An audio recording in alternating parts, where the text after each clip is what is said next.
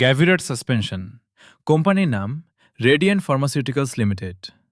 এটি হল দুটি অ্যান্টাসিড ক্যালসিয়াম কার্বনেট এবং সোডিয়াম বাইকার্বনেট এবং একটি অ্যালজিনেট সোডিয়াম অ্যালজিনেট এর সংমিশ্রণ। এই সাসপেনশনটি দুটি উপায়ে কাজ করে।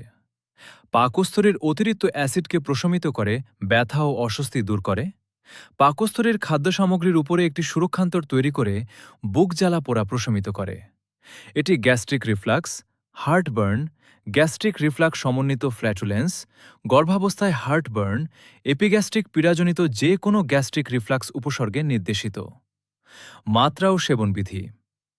মৌখিক সেবনের জন্য সাসপেনশন 12 বছরের অধিক ও প্রাপ্তবয়স্কদের ক্ষেত্রে 10 থেকে 20 মিলি প্রতিদিন 4 বার পর্যন্ত খাওয়ার পর এবং শোবার সময়। 6 থেকে 12 বছরের শিশুদের ক্ষেত্রে 5 থেকে 10 মিলি প্রতিদিন 4 বার পর্যন্ত খাওয়ার পর এবং শোবার সময়। 6 বছরের নিচে শিশুদের ক্ষেত্রে নির্দেশিত নয়। প্রাপ্তবয়স্ক এদের জন্য কোনো মাত্রা পরিবর্তনের প্রয়োজন নেই। এই ট্যাবলেট মুখে ভালোভাবে চুষে গ্রহণ করতে হবে। অনুমোদিত মাত্রা। প্রাপ্তবয়স্ক এবং 12 বছর বা তার বেশি বয়সী শিশুদের ক্ষেত্রে 2 থেকে 4টি ট্যাবলেট খাবারের পর এবং রাতে ঘুমানোর আগে গ্রহণ করতে হবে, প্রতিদিন 4 বার পর্যন্ত।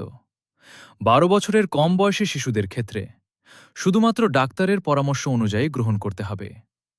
গর্ভাবস্থায় ও স্তন্যদানকালে সেবনবিধি। গর্ভাবস্থায় 500-এর অধিক গর্ভবতী মহিলার ক্লিনিক্যাল গবেষণা এবং বিপণন পরবর্তী প্রচুর তথ্য উপাত্তের অভিজ্ঞতা নির্দেশ করে যে এর কার্যকরী উপাদানের ত্রুটি অথবা নবজাতক সম্পর্কিত বিষক্রিয়া নেই। সুতরাং চিকিৎসার প্রয়োজন পড়লে গর্ভাবস্থায় ওষুধ ব্যবহার করা যাবে। স্তন্যদানকালে চিকিৎসা গ্রহণকারী মায়েদের বুকের দুধ গ্রহণকৃত নবজাতকদের ক্ষেত্রে এর কার্যকরী উপাদানের কোনো প্রতিক্রিয়া নেই। বুকের দুধ প্রদানকালে মায়েরা এই ওষুধ